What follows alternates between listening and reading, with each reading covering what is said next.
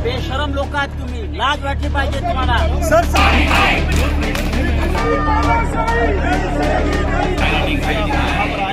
सियासत में रहना है तो बीजेपी बीजेपी कहना है, नहीं तो जेल जाने के लिए तैयार रहना है।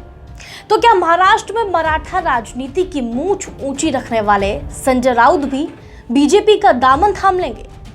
क्या संजय राउत भी शिवसेना का साथ छोड़कर बीजेपी के कमल को अपने पसीने से सींचेंगे?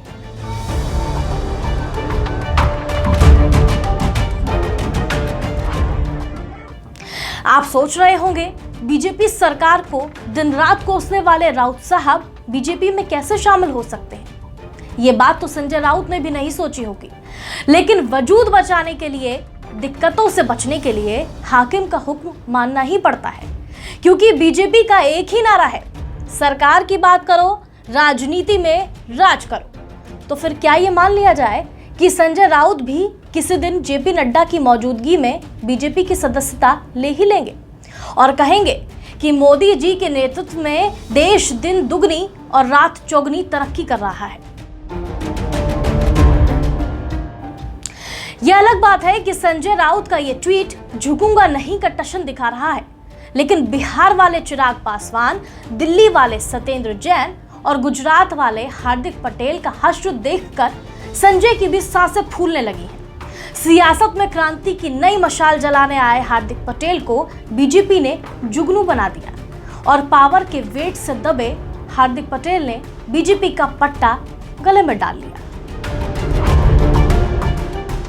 सियासत की गुनाह भाग समझने वाले हिसाब लगा रहे हैं कि बीजेपी ने संजय को इतने दिन मोहलत दी कि संजय अब बीजेपी के मन की बात समझ जाए, संजय को अब सद्बुद्धि आ जाए। लेकिन संजय बीजेपी का इशारा नहीं समझ पाए और बीजेपी ने ईडी से संजय राउत की सीटी बजवा दी। संजय राउत रविवार की सुबह उठते इससे पहले ईडी ने सुबह 7 बजे उनका दरवाजा खटखटा दिया और 9 घंटे की जांच में ईडी ने संजय राउत की पूरी कुंडली खंगाल डाली।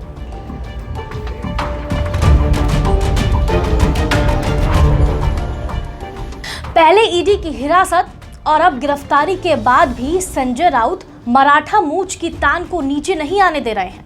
संजय ने ट्वीट कर फिर बीजेपी को चेताया, कहा सत्ता के दबाव में कतई नहीं झुकेंगे।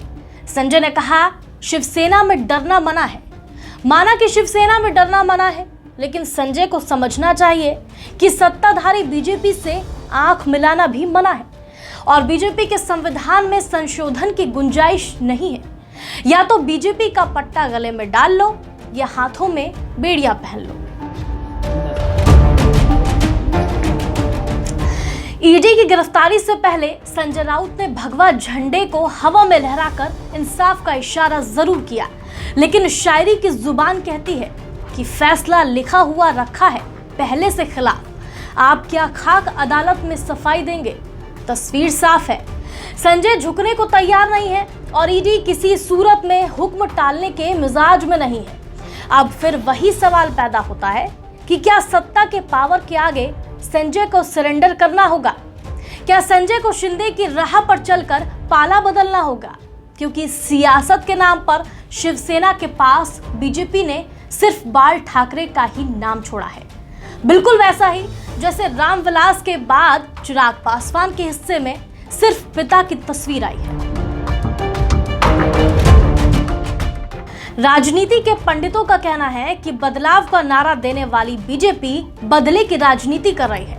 बीजेपी चुन चुनकर विरोधियों पर ईडी का दबाव डाल रही है। बिहार से लेकर बंगाल तक, दिल्ली से लेकर महाराष्ट्र तक बीजेपी के खिलाफ जिसने भी जुबान खोली, बीजेपी ने उसे या तो अपना बना लिया या फिर बेगाना कर दिया। एक बार फिर से 180 डिग्री पर नाचती महाराष्ट्र की सियासत में सवालों का तूफान आया है, जिसके जवाब के 2 ऑप्शन हैं। संजय राउत या तो बीजेपी नेता हो जाए या फिर जेल चले जाए।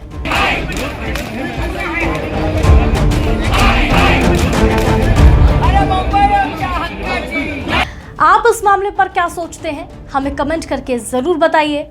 साथ ही आप ये भी बता सकते हैं कि आप किस मुद्दे पर अगला वीडियो देखना चाहते हैं। दोस्तों, देश और दुनिया की खबरों से अपडेट रहने के लिए आप हमारा YouTube चैनल जरूर सब्सक्राइब करें, साथ ही बेल आइकन भी जरूर दबाएं। ताकि हर वीडियो आपके पास समय पर पहुंच जाए। नमस्कार।